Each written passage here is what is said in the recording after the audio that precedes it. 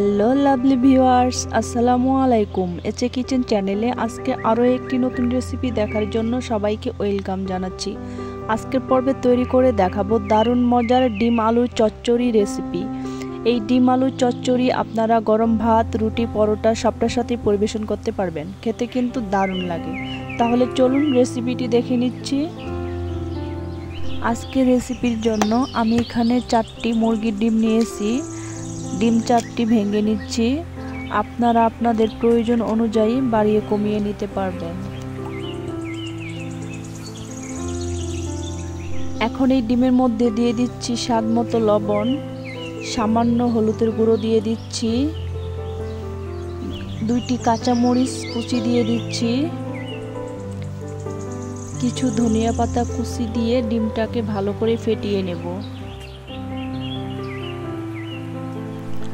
ডিমটাকে ভালো করে ফেটিয়ে নিলাম। এখন এক সাইডে রেখে দেব। ফ্রাই প্যানে পরিমাণ মতো তেল দিয়েছি। তেলটা গরম হয়ে গেছে। এখন এখানে ডিম দিয়ে দিচ্ছি।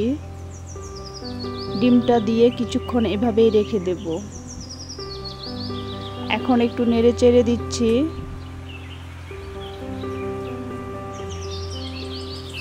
এখন ডিমটাকে ছোট ছোট করে ভেঙে নেব।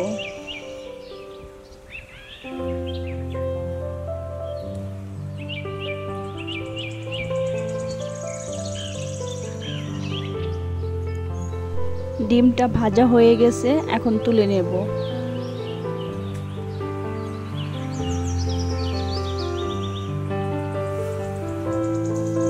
এই দেখুন সব ডিম তুলে নিয়েছি। সেম প্যানে 1/4 কাপ তেল দিয়ে দিচ্ছি। আমি এখানে 4টা আলু এভাবে কিউব করে কেটে নিয়েছি। এখন আলুগুলো দিয়ে দিচ্ছি, স্বাদ মতো লবণ দিয়ে দিচ্ছি আর সামান্য হলুদের গুঁড়ো দিয়ে দিচ্ছি।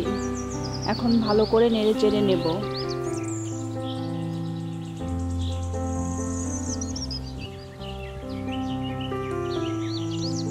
এই তো আলুটা ভালো করে নেড়ে চেড়ে নিলাম।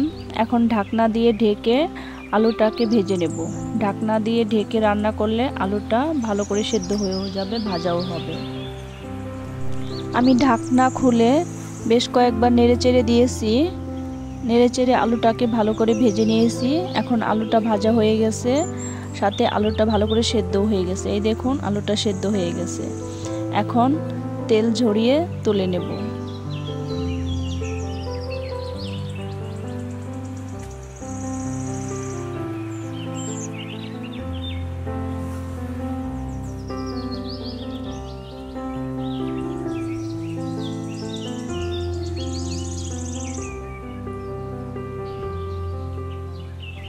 এখন এই তেলের মধ্যে দিয়ে দিলাম 1 চিমটি জিরা, 1টি শুকনা মরিচ মাঝখান থেকে চিড়ে দিয়ে দিলাম আর 1টি তেজপাতা মাঝখান থেকে ছিঁড়ে দিয়েছি। এখন এগুলো একটু নেড়ে চেড়ে এখন এখানে দিয়ে দিব 3টি মিডিয়াম সাইজের পেঁয়াজ কুচি।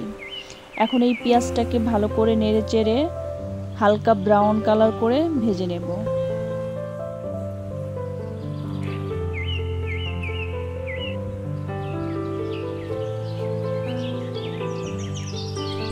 পেঁয়াজটা ভাজা হয়ে গেছে।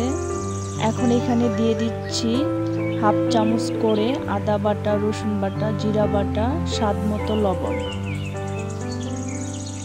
আদা রসুনটা দিয়ে কিছুক্ষণ ভেজে নেব। আদা রসুনটাকে কিছুক্ষণ ভেজে নিলাম, আদা রসুনের কাঁচা গন্ধ চলে যাওয়া পর্যন্ত।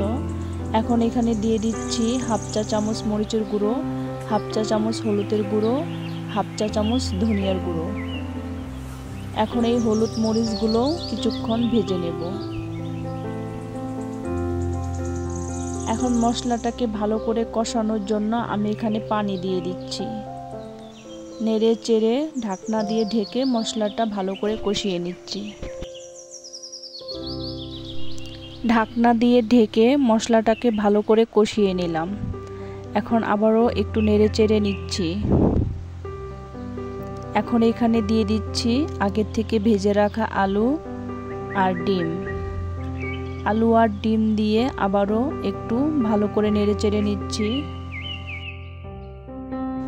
ভালো করে নেড়ে চেড়ে চুলার আঁচটা কমিয়ে ঢাকনা দিয়ে ঢেকে 2 মিনিট রান্না করে নেব। ফিরে এলাম 2 মিনিট পর। এখন আবারও একটু নেড়ে চেড়ে নিচ্ছি। এখন এখানে ঝোলের পানি দিয়ে দিচ্ছি। আমি এখানে 2 কাপ ঝোলের পানি দিয়ে দিচ্ছি। যে যেমন ঝোল খাবেন সেই অনুযায়ী পানি দিবেন।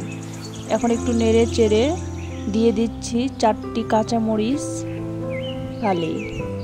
এখন ঢাকনা দিয়ে ঢেকে চুলার আঁচ কমিয়ে 5-7 মিনিট রান্না করব। 5-7 মিনিট রান্না করে নিলাম। এখন উপর দিয়ে কিছু ধনিয়া পাতা কুচি দিয়ে দিচ্ছি। এখন চুলার আঁচটা লো আঁচে ঢাকনা দিয়ে ঢেকে 2 মিনিট রান্না করব। ফিরে এলাম 2 মিনিট পর। আমার ডিম আলুর চচ্চড়ি রান্না করা হয়ে গেছে। এখন চুলার থেকে নামিয়ে নেব। যে যেমন ঝোল খাবেন সেই অনুযায়ী নামিয়ে নেবেন। তবে এই ডিম আলুর চচ্চড়ি রান্নায় ঝোল কম হলেই ভালো লাগে। তো আমি চুলার থেকে নামিয়ে আপনাদেরকে পরিবেশন করে দেখাচ্ছি। তৈরি হয়ে গেল ডিম আলুর চচ্চড়ি। এই ডিম আলুর চচ্চড়ি গরম ভাত, রুটি, পরোটা সবটার সাথে পরিবেশন করতে পারবেন। খেতে কিন্তু দারুণ হয়। তো রেসিপিটি ভালো লাগলে লাইক, কমেন্ট, শেয়ার করবেন। আমার চ্যানেলটিকে সাবস্ক্রাইব করার অনুরোধ রইল। ধন্যবাদ সবাইকে এতক্ষণ আমার ভিডিওটি দেখার জন্য। আজকের মতো এখানেই বিদায় নিচ্ছি। আল্লাহ হাফেজ।